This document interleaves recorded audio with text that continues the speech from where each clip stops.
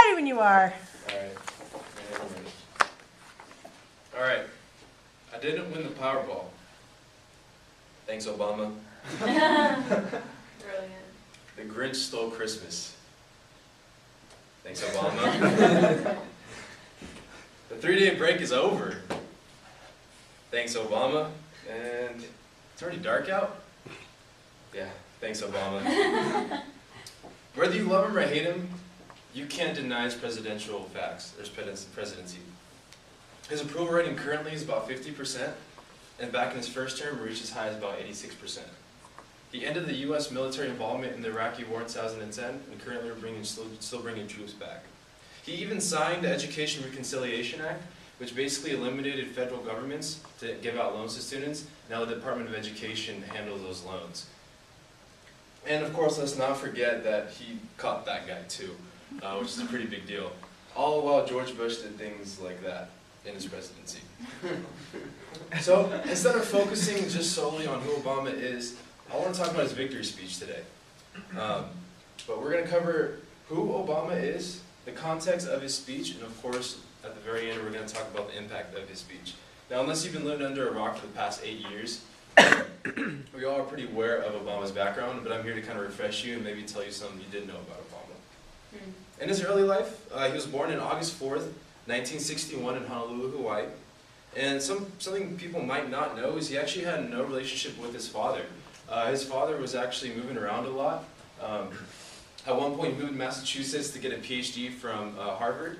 And then after that, he ended up moving over back to Kenya, kind of where his roots are. Actually, before he moved over to Kenya, though, he actually divorced his wife. So at the age of 2, he had divorced parents. So all during this time, Obama was actually cared for by his grandma. And as far as education, he went to Punahou Academy, where he excelled in basketball. And of course, he had his academics were great as well. After that, he went to Occidental College for about 2 years in LA. And then right before that, he actually transferred over to Columbia. So he was a kind of a transfer student like I was, but I didn't go to Columbia University like he did. He graduated in 1983 with political science. And then right after that, he went to Harvard in 1988, where he pursued law. Now, as far as his professional life, he ran for Illinois State Senate. He ran as a Democrat, in which he won in 1996. As a state senator, he worked both with Democrats and Republicans to draft legislation on ethics and, of course, expanding of healthcare services.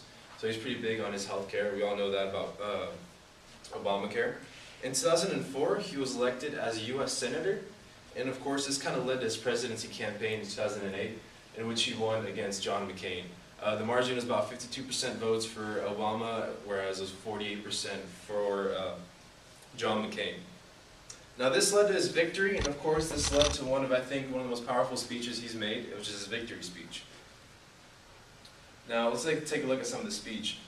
First off, it was actually given in Grant Park in Chicago, with about 240,000 people watching him, and of course millions more online and on TV.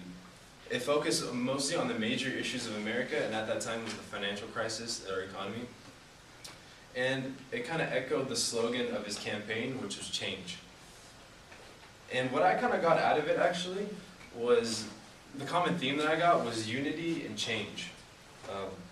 So you'll see that in the quote here. It says, "The new dawn of American leadership is at hand. To those who would tear this world down, we will defeat you. To those who seek peace and security, we will support you. And to all those who have wondered if America's beacon still burns as bright, tonight we proved once more that the true strength of our nation comes not from the might of our hands or the scale of our wealth, but the enduring power of our ideals, democracy, liberty, opportunity, and unyielding hope." Now I love that quote because it actually does demonstrate unity to me. He kind of groups people together as far as the ideals with democracy, liberty, opportunity, and unyielding hope. And also at the same time he uses the word "we," which is obviously kind of a big symbol for unity. He says, "We will defeat you and we support you." This quote I actually enjoyed as well. It said, "It's been a long time coming, but tonight, because of what we did on this day in this election, at this defining moment, change has come to America." Now, of course, we all know the 43 presidents before him. They've all been white men. And you finally kind of get a sense of change once you see an African American take office. This is the first time in my life that I felt like I actually saw some change in America. Now, I truly believe that the impact of this speech is actually inspiration. He inspires a lot of people. From this quote right here, it says, "I was never the likeliest candidate for this office. We didn't start with much money or many endorsements. Our campaign was not hatched in the halls of Washington. It began in backyards of Des Moines, in the living rooms of Concord, and the front porches of Charleston. It was built by working men and women who dug into what little savings they had to give $5, $10, and $20 to the cause." Now this kind of makes him seem very grounded. When you hear things like this, it's a lot easier to connect to the president. I love that he doesn't get money from Washington. We're watching the political race right now, and we see Donald Trump saying things like he got a small loan of $1 million from his dad. Like it kind of separates him from us. You know, we want to see that connection with him. So what this does is for minorities, people that live in poverty, this kind of gives them inspiration to really think that they could do whatever they can. This is all through this speech. There's a new energy to harness, new jobs to create, new schools to build, and threats to meet, alliances to repair. This is not only a promise, but it provides hope for the future as well. That's what I kind of got out of this quote. And of course, now we know the unemployment rate went down, and we're about 5%, I believe now. That may be a little off, but I'm pretty sure about 5%. The lasting impact, I think, of course, is change. We've seen African American take the office for the first time, which is incredible. The backstory you could easily relate to. You get a man that shows unity and change in his speech, and you get a man that leaves us a lasting impact that will inspire generations to come. And now that we're in the final hours of his presidency, the only thing I want to say is, thanks, Obama.